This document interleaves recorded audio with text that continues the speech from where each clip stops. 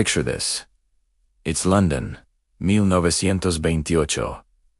The city is bustling, but inside St. Mary's Hospital, a Scottish bacteriologist named Alexander Fleming is about to stumble upon something that will change the world forever. And it all started with a bit of a messy lab and a vacation. Fleming wasn't known for being the tidiest scientist. Before leaving for his holiday, he had left several petri dishes with Staphylococcus bacteria growing on them. When he returned, he noticed something strange in one of the dishes. A mold, a fuzzy blue-green patch, was growing on it. But that wasn't the weird part.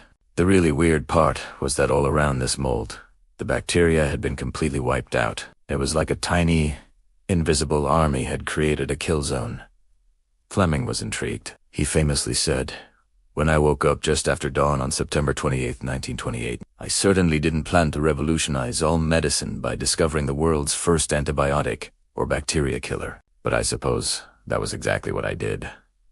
He took a sample of this mysterious mold and started growing it in a liquid culture. He soon found that this mold juice, as he called it, was incredibly powerful. It could kill a wide range of harmful bacteria, including those that cause scarlet fever, pneumonia, meningitis, and diphtheria. And amazingly, it seemed to be harmless to human cells. He named the active substance penicillin, after the mold's scientific name, Penicillin. Now, you might think this was the moment of celebration, the big breakthrough. But actually, Fleming's initial discovery didn't make a huge splash. He published his findings in 1929. But the scientific community didn't fully grasp the significance of what he'd found. One of the biggest challenges was that penicillin was incredibly difficult to produce in large quantities. Fleming himself struggled to isolate and purify enough of the active ingredient to use it for treating infections. For about a decade, his groundbreaking discovery was mostly a scientific curiosity, a fascinating but seemingly impractical finding.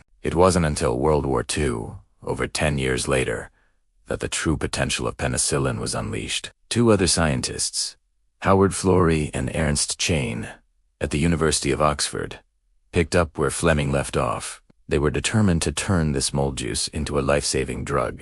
Their team developed a new method for purifying penicillin, and with funding from the British and American governments, they figured out how to mass-produce it. The timing couldn't have been more critical. As the war raged on, infections were killing more soldiers than bullets were. Penicillin became the miracle drug.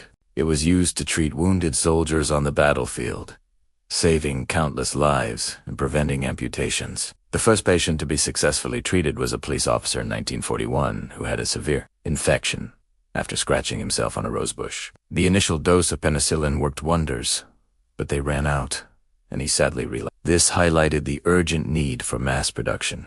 By D-Day in 1944, enough penicillin was being produced to treat all the Allied wounded. It was a turning point in military medicine and, soon after, for civilian life as well. After the war, penicillin became widely available to the public, marking the beginning of the antibiotic age. Diseases that were once a death sentence became easily treatable. For their monumental work, Alexander Fleming, Howard Florey, and Ernst Chain were jointly awarded the Nobel Prize in Physiology or Medicine in 1945.